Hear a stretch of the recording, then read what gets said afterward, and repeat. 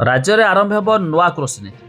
आपण मैंने जानते चाषी मान सरकार तरफ अनेक गुड़े योजना आरंभ कराई। चाषी को मिलवाक जाऊँगी अधिक टंका। एने सरकार तरफ आसीगला एक बड़ घोषणा।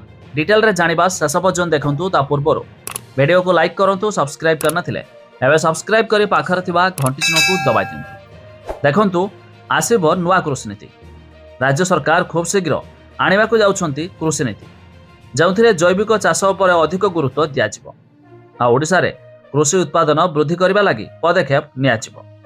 चाषी को उत्पादित सामग्री को वैदेशिक बाजार को पठाया पई व्यवस्था करिवे सरकार। एथिपई डेडिकेटेड कार्गो फ्लाइट व्यवहार हेबा दरकार, जोथिपई राज्य सरकार खूब शीघ्र आनिबाकु जाउछंती नुआ कृषि नीति।